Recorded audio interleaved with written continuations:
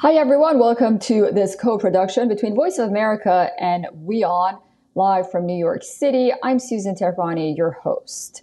U.S. President Joe Biden on Tuesday announced that his administration would offer protection to some undocumented spouses of U.S. citizens. He also marked the 12th anniversary of the Deferred Action for Childhood Arrivals program, which provides protection for young undocumented immigrants to the United States.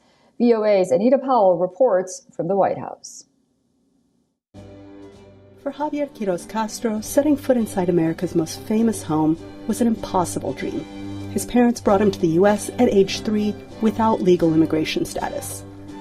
But on Tuesday, he was at the White House, a world away from the Houston hospital where he works as a nurse.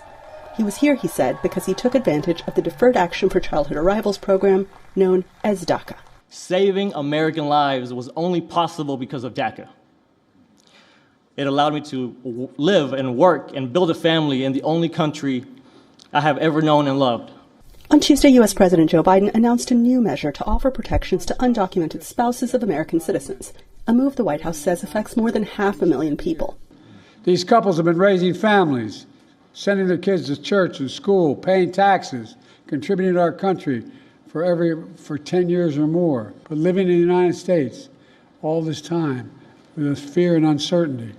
We can fix that, and that's what I'm going to do today. But immigration is a sensitive topic this election year, and over the past 20 years, crossings have been high at the U.S. southern border. Republican presidential candidate Donald Trump has accused Biden of what he calls a migrant invasion.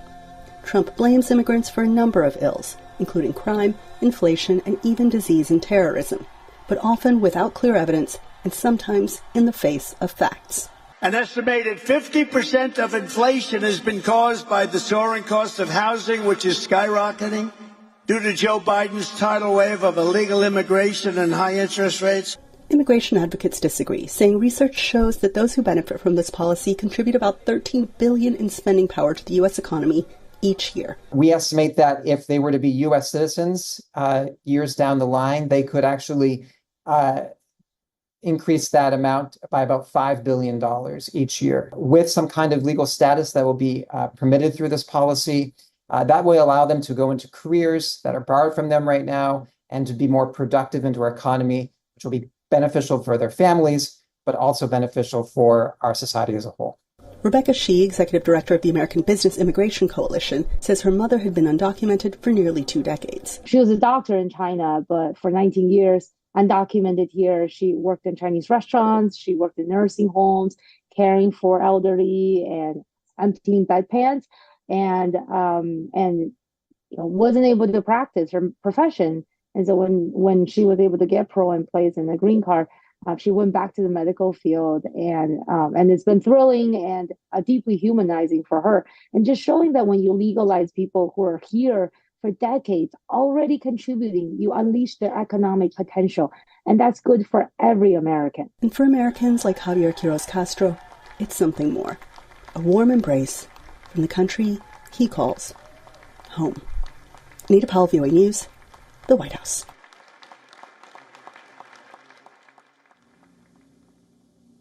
VOA's Chris Casquejo joins us now with additional reporting. He is live at the White House.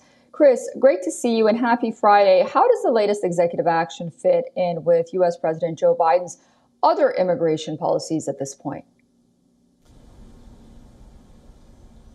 Good morning and great to see you too. On one hand, the Biden administration has made it much more difficult to qualify for asylum at the southern border and intensified removals of those who don't qualify to stay. Immigration advocates have criticized Biden's decision this month to cut off asylum processings after arrivals on the southern border hit a specific number each day. On the other hand, the administration has taken a number of steps to admit more people into this country. In the biggest example, the administration created a program last year allowing people from Cuba, Haiti, Nicaragua, and Venezuela to come into the U.S. if they have financial sponsorship, they pass a background check, and they come in through a U.S. airport. As of the end of April of this year, more than 434,000 people have arrived through that program from those 4 countries. Now, on Tuesday, the day this executive action was announced, a Trump campaign spokesperson accused the Biden administration of using this sensitive issue to gain votes.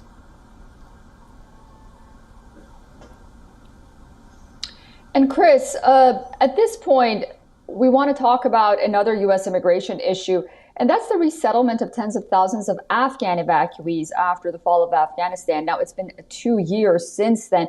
What's the latest on their status?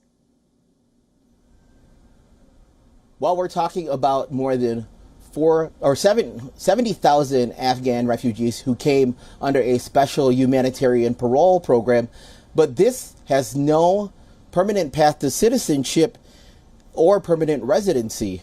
Like other resettled refugees, Afghans were encouraged to find jobs quickly, so many of them found low-wage jobs in manufacturing, hospitality, retail, and food service or ride-sharing to support themselves and their families. But with the pending expiration of this status, many employers have informed the refugees that they're no longer going to keep them.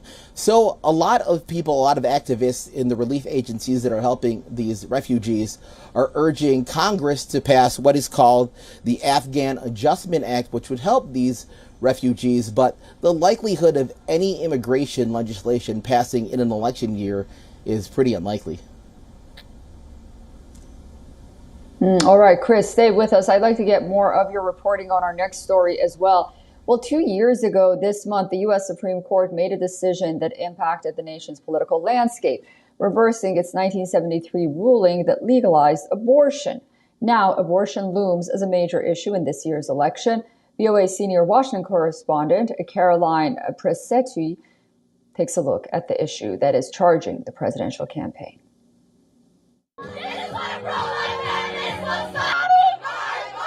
June 24th, 2022, the U.S. Supreme Court reverses the ruling that made abortion legal and leaves the issue up to the states. Since then, 21 states have passed laws to limit abortions. At a recent Donald Trump rally, I'm pro-life, but I think people should have a right if they want it to be early and to be done safely and with exceptions for the birth, of a baby or a mother.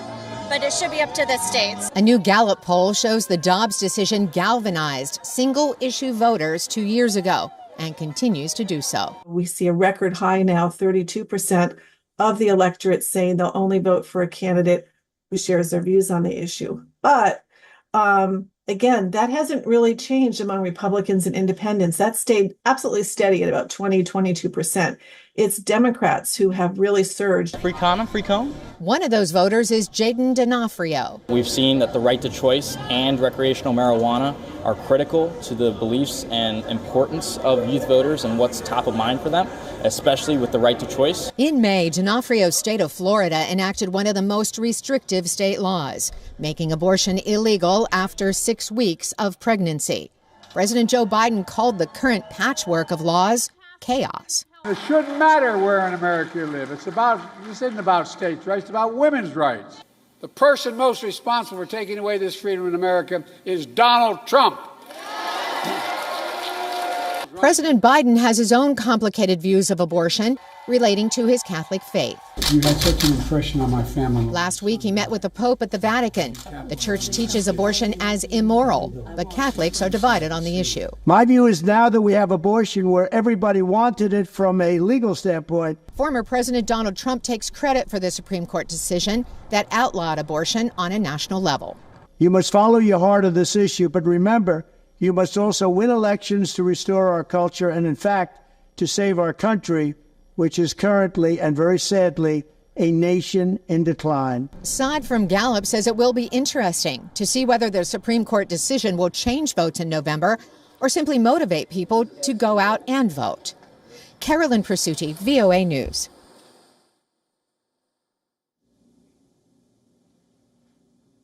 We are also joined by VOA correspondent Chris Casquejo. He's been standing by for us. Chris, what are the Democrats and Republicans doing about this issue? Well, with abortion being decided at the state level, Democratic and Republican lawmakers in the U.S. Congress are staking out their positions in birth control. Democrats brought the Right to Contraception Act up for a vote earlier this month in the U.S. Senate, arguing that nationwide access to birth control is being threatened by Republicans. Now, the act failed to win the 60 votes required to move forward in the Senate. Republicans argue that the measure could force some Americans to violate their belief that birth control is the same as abortion. Republican senators have put forward their own bill to expand birth control access, arguing that Democrats are playing politics in this election year. As we've seen, it's been a major driver to the polls since Roe v. Wade was overturned 2 years ago. Meanwhile, Republican presidential candidate Donald Trump announced publicly last month that he would not support a ban on birth control after earlier comments indicating otherwise. And the Biden campaign has made reproductive rights a center of its campaign, with Vice President Kamala Harris becoming the first vice president to visit an abortion clinic